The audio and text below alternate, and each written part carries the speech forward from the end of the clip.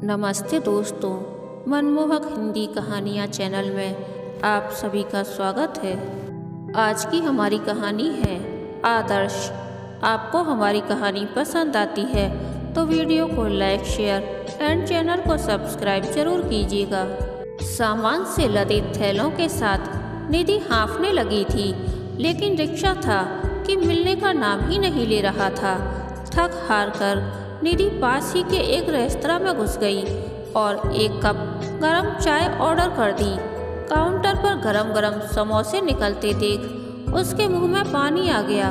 उसने 2 समोसे भी ऑर्डर कर दिए। अपनी थुल-थुल काया और थैले संभालती वह एक कोने वाली सीट की ओर बढ़ गई।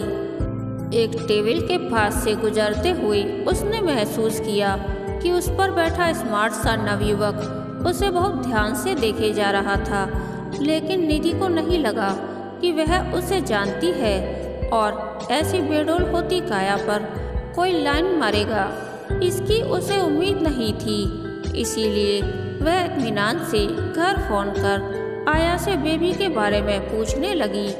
यह जानकर कि बेबी अभी तक सोई हुई है, उसने संतोष की सांस ली। क्या मैं यहाँ बैठ सकता हूँ? उसी नवयुवक को अपने इतने समीप पाकर निधि चौंक उठी। आपने शायद मुझे पहचाना नहीं। युवक कुर्सी खींचकर बैठ चुका था। मैं नीरज हूँ, आपके पंकज जीजाजी का छोटा भाई। आपकी प्रभा दीदी की शादी में आपसे मुलाकात हुई थी। हाँ, याद आया। नीरज नाम है ना तुम्हारा? और तुम बीकॉम ऑनर्स कर रहे थे, पर तुम तो बिल्कुल बदल गए हो। मैं क्या, कोई भी तुम्हें एक बार में नहीं पहचानेगा। आप भी तो कितना बदल गई हैं। खैर, इंडियन लेडीज में शादी के बाद यह बदलाव तो आता ही है। नीरज का मंतव्य समझ निधि झेप गई थी। अपनी थुल-थुल होती काया पर उसे इससे ज़्यादा शर्मिंदगी पहले कभी महसूस नहीं हुई थी। बरबस ही उसे ख्याल आ गया कितनी कम नीयत और सुडौल काया थी उसकी। सहेलियां उसे देखकर ईर्ष्या से आहें भरती थी, पर माँ बाप के दिए संस्कारों ने उसे कभी अपने रूप और छरहरी काया पर घमंड नहीं होने दिया था। वह हमेशा से ही सामने वाले के गुणों को देखकर दोस्त बनाना पसंद करती थी, न कि रूप को देखकर। इसलिए प्रभा दीदी की शादी में आए पंकज जीजाजी और उसका यह भाई नीरज जब उसकी प्रिय सहेली सविता के सांवले रंग और छोटे कद का मजाक बनाने लगे तो निधि से सहन नहीं हुआ था और वह उन्हें टोक बैठी थी। कोई आप लोगों को मोटा और चश्मिश कहे तो आपको कैसा लगेगा? निधि के तेवर देखकर दोनों के चेहरों का रंग उड़ गया था। निधि को भी अफसोस हुआ था कि उसे ऐसा नहीं कहना चाहिए था। वेटर दोनों के ऑर्डर रख गया था। नीरज ने जूस मंगाया था। सामने रखे समोसे जिन्हें देखकर निधि के मुंह में कुछ देर पूर्व पानी आ गया था, अब उसे मुंह चिढ़ाते प्रतीत हो रहे थे। उस दिन उसने दोनों भाइयों को संतुलित देह यष्टि पर कितना लंबा चौड़ा भाषण दिया था। देखिए, रूप रंग सब भगवान देता है, इसीलिए उसका मजाक बनाना उचित नहीं है। हमारे हाथ में है अपनी काया को स्वस्थ, सुडौल और आकर्षक बनाना, अपने गुणों को इतना उभारना कि ये कमजोरियाँ उसमें छुप जाएं।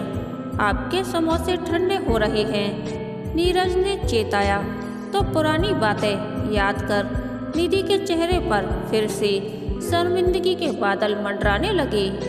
नीरज ने शायद उसकी मन स्थिति भांप ली थी। अरे, आप शर्मिंदा मत होइए, मैं तो बल्कि पुरानी उन सब बातों के लिए आपको धन्यवाद देना चाहता हूँ। मेरा यह बदला हुआ रूप रंग आपकी उसी समझाइश की बदौलत ही तो है। मैंने वर्कआउट और संयमित खानपान से यह संतुलित देह यष्टि हासिल की है। मुझे मिस्टर राजस्थान का खिताब भी मिल चुका है। अरे वाह, बहुत बहुत बधाई। अब आगे की क्या योजना है? निधि ने एक समोसा खत्म कर दूसरा नीरज के आगे बढ़ा दिया। नहीं, यह सब अभी बंद कर रखा है। मैं दरअसल यहाँ महानगरी में मॉडलिंग के क्षेत्र में अपना भाग्य आजमाने आया हूँ। अरे वाह, बहुत अच्छे। ईश्वर करे तुम्हें खूब कामयाबी हासिल हो। पंकज जीजू कैसे हैं? वे तो अब भी वैसे ही हैं। आपकी समझाइश उन्होंने उसी वक्त एक कान से सुनकर दूसरे से निकाल दी थी। खैर, आपकी हौसला अफजाई के लिए बहुत बहुत शुक्रिया। वैसे मेरे मम्मी पापा तो नहीं चाहते थे कि मैं इन सब मॉडलिंग आदि के पचड़ों में पड़ूं। हमारा अपना खानदानी व्यवसाय है। वे चाहते हैं मैं उसे संभालूं, पर मैं सोचता हूँ इधर भी भाग्य आजमा लूं। पाँव नहीं जमा पाया तो वह सब तो करना ही है। वह भी ठीक है। निधि का मोबाइल बजने लगा था। ओह, बेबी उठ गई है, मुझे निकलना होगा। निधि उठकर सामान आदि समेटने लगी थी। काश अब तो रिक्शा मिल जाए। मेरे पास गाड़ी है, मैं छोड़ देता हूँ। नीरज ने आगे बढ़कर उसका सामान उठा लिया तो निधि मना नहीं कर पाई और मुस्कुराती हुई उसके साथ चल पड़ी। घर पहुंचकर निधि ने नीरज को धन्यवाद दिया और कॉफ़ी के लिए आग्रह किया। आज तो नहीं, पर एक दिन आऊँगा ज़रूर। अब तो घर भी देख लिया है, कॉफ़ी उधार रहेगी। नीरज लौट गया था, पर निधि के दिल के सोए तार छेड़ गया था। अब दिन में फ्री होने पर वह अक्सर पुराने एल्बम लेकर बैठ जाती। अपनी पुरानी तस्वीरें देखकर आहें भरती रहती। इससे भी मन नहीं भरता तो संदूक खोलकर पुरानी ड्रेसेस टटोलने लगती, जिनमें समाकर कभी उसकी कमनीय काया खिल उठती थी। उसे याद आया, सहेलियां कहती थी इस ड्रेस को पहनने से तेरी नहीं, इस ड्रेस की शोभा बढ़ गई है। कपड़े सहेज कर रखते निधि के चेहरे पर यह सब याद कर मायूसी पसर जाती थी, जिससे फिर वह चाहकर भी उबर नहीं पाती थी। आखिर एक दिन उसने निश्चय कर लिया कि वह अपनी पुरानी देहयष्टि पाकर ही रहेगी। निधि की दिनचर्या में आया बदलाव गौर करने लायक था। सवेरे बेबी के उठने से पहले वे 2 घंटे जॉगिंग कराती। उसके बाद डाइटिशियन द्वारा बताया गया उबला या भाप में पकाया हुआ खाना खाती। शाम को फिर हल्का वर्कआउट। 4 दिन बीतते बीतते निधि का जोश ठंडा पड़ने लगा था। पूरे दिन बदन दर्द और कमजोरी के एहसास ने उसके चेहरे को निस्तेज कर डाला था। पति गौरव से यह सब नहीं देखा गया। निधि, तुम जैसी हो ठीक हो, मुझे तुम ऐसे भी पसंद हो। यह डाइटिंग वर्कआउट तुम्हारे बस की बात नहीं है। वजन तो कम होगा नहीं, व्यर्थ ही और बीमारियों को न्योता दे बैठोगी। लेकिन पति की समझाइश ने आग में घी का काम किया। निधि ने निश्चय कर लिया कि वह सबको गलत सिद्ध करके दिखाएगी। आखिर इंसान को कुछ तो अपनी खुशी के लिए भी करना चाहिए। वह 2 गुने जोश से अपने अभियान में जुट गई थी।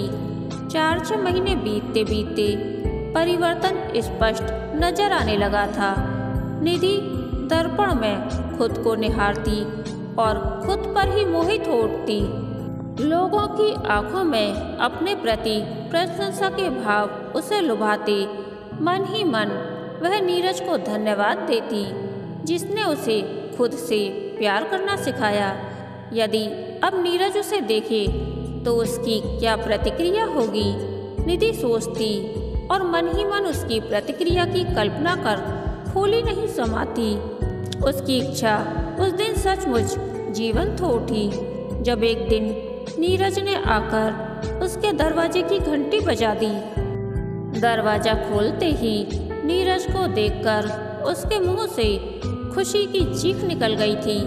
नीरज ठिठक कर 2 कदम पीछे हट गया था और आंखें फाड़ फाड़ कर निधि को देख रहा था। उसकी विस्मय से चौड़ी होती आंखें देखकर निधि का हंस हंस कर ताली पीटने को मन कर रहा था। आप क्या कोई जादू जानती हैं? कभी शरीर में हवा भर लेती हैं, कभी निकाल देती हैं। निधि इस प्रतिक्रिया पर हंसते हंसते लोटपोट हो गई थी। नीरज सामने सोफे पर बैठा उसे इस तरह हंसते देखकर मुस्कुराता रहा। यदि हंसी थम गई हो तो मेरे लिए कॉफ़ी बना लाओ। मैं तो अपना कॉफ़ी पीने का वादा पूरा करने आ गया हूँ। बेबी सो रही थी, इसीलिए गरम गरम कॉफ़ी के घूंट भरते दोनों देर तक बतियाते रहे। इधर से गुजर रहा था, सोचा आपको निमंत्रण देता चलूं। 2 दिन बाद मेरा शो है। मैं चाहता हूँ आप मुझे रैंप पर वॉक करता हुआ देखें। हाँ हाँ, क्यों नहीं। कुछ सीने मैगजीन्स में पढ़ा था तुम्हारे बारे में, कुछ एडवर्ड भी किए हैं। हाँ, 2-4 छोटे मोटे। निधि गौर कर रही थी। नीरज के चेहरे पर वह खुशी नहीं थी जो इच्छित वस्तु पा लेने पर इंसान के चेहरे पर आ जाती है। तुम्हारे माँ पिताजी घर जाना हुआ या नहीं? वे खुश हैं? हाँ, सभी मेरी कामयाबी से बहुत खुश हैं, या शायद यह सोचकर खुश हैं कि मैं खुश हूँ। 2 बार घर भी हो आया हूँ, सभी के लिए तोहफे लेकर गया था। माँ कहती हैं मेरी वजह से उनकी आस पड़ोस नाते रिश्तेदारों में इज्जत बढ़ गई है। यह तो तुम्हारे लिए गर्व की बात है। मेरा छोटा भाई और कुछ और भी चचेरे ममेरे भाई बहन इस क्षेत्र में आना चाहते हैं। उसके चेहरे पर चिंता की रेखाएं उभर आई थीं, जिन्हें निधि स्पष्टतः देख सकती थी। तुम क्या चाहते हो? मैं उनकी आंखों में वही उत्सुकता, वही सपने देखता हूँ जो कभी मेरी आंखों में थे। पर यह सब देखकर मुझे खुशी नहीं होती, वरन एक अनजाना सा भय घेरने लगता है। भय? कैसा भय? निधि हैरत में थी। इस माया नगरी की चकाचौंध आकर्षित तो करती है, पर पास आने पर पता चलता है सब मृग मारीचिका है। ग्लैमर की यह नगरी अंदर से खोखली और अस्थिर है। यदि मैं अपने भाई बहनों को यह सब बताऊंगा तो शायद वे मेरी बातों पर यकीन नहीं करेंगे, समझेंगे मैं उनकी मदद नहीं करना चाहता। मेरे माता पिता ने शायद अपने अनुभव के आधार पर मुझे पहले ही चेता दिया था, तब मैंने उनकी सलाह अनसुनी कर दी थी। पर हकीकत यह है कि आज मैं उनके पास लौटना चाहता हूँ, अपने पुश्तैनी व्यवसाय से जुड़ना चाहता हूँ। वहाँ मेहनत है तो साथ में सम्मान, प्यार और निश्चित आय भी है। यहाँ सिर्फ मेहनत है और किसी चीज़ की गारंटी नहीं है। मैं असमंजस में हूँ कि क्या मुँह लेकर लौटूं और किस मुँह से अपने भाई बहनों को यहाँ न आने की सीख दूँ। तुम कुछ ज़्यादा ही उद्विग्न हो रहे हो, जबकि समस्या इतनी गंभीर नहीं है। मेरा कहाँ मानो तो जो कुछ तुमने सीखा, देखा और भोगा है, वही सब कुछ अपने परिचितों को बता दो। अब यह उनकी इच्छा है कि वे क्या कदम उठाते हैं। कई बार हम अनजाने ही किसी के आदर्श बन जाते हैं, जैसे कि मैं तुम्हारी आदर्श बन गई थी। तुम अपने भाई बहनों के आदर्श बन गए हो। तुम मेरे रास्ते पर चलते हुए कामयाबी की सीढ़ियाँ चढ़ते चले गए। मिस्टर राजस्थान बने, फिर मॉडल बने, और मैं अपने ही दिखाए रास्ते से भटक गई। फिर तुम्हें देखा तो अपना आदर्श याद आया, फिर सही राह पर चलने लगी। लेकिन तुम्हारे भाई यानी जीजू ने सब देखकर भी अनदेखा कर दिया। वे आज भी वही हैं, आगे नहीं बढ़ पाए।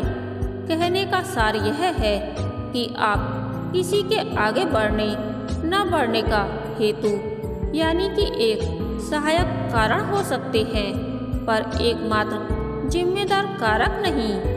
अपनी हर प्रगति अवनति के लिए इंसान स्वयं जिम्मेदार होता है, कोई दूसरा नहीं। मुझे डर है जिस तरह मैंने अपने माता पिता की नहीं सुनी, उसी तरह वे भी मेरी बात नहीं सुनेंगे। कोई बात नहीं। देखो नीरज, दुनिया में भिन्न भिन्न तरह के लोग होते हैं। कुछ दूसरों को लड़खड़ाते देखकर खुद संभल कर चलने लग जाते हैं, तो कुछ रास्ता ही बदल लेते हैं। कुछ खुद के लड़खड़ाकर गिरने का इंतजार करते हैं, फिर संभलते हैं। तो कुछ ऐसे भी होते हैं जो सब कुछ देखते सुनते हुए भी अंधे बहरे बने रहते हैं।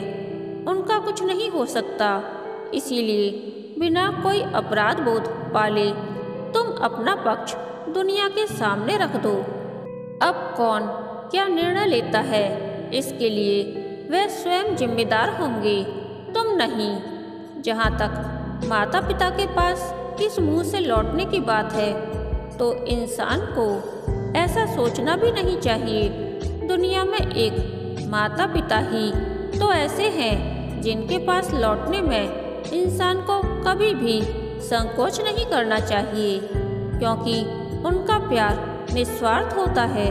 यदि हम सच्चे दिल से क्षमा मांगते हुए उनके पैरों में झुकेंगे, तो उनके घुटनों तक ही झुक पाएंगे, क्योंकि पहले ही उनके भावातिरेक से कांपते हाथ हमारे कंधे थाम लेंगे। अपनी बात समाप्त कर निधि ने नजरें उठाई तो पाया नीरज का चेहरा आंसुओं से तर था, पर चेहरे पर संतुष्टि के भाव थे। शायद उसे अपनी राह मिल गई थी। कहानी के अंत तक बने रहने के लिए धन्यवाद। यह कहानी आपको कैसी लगी, प्लीज़ कमेंट करके बताइए।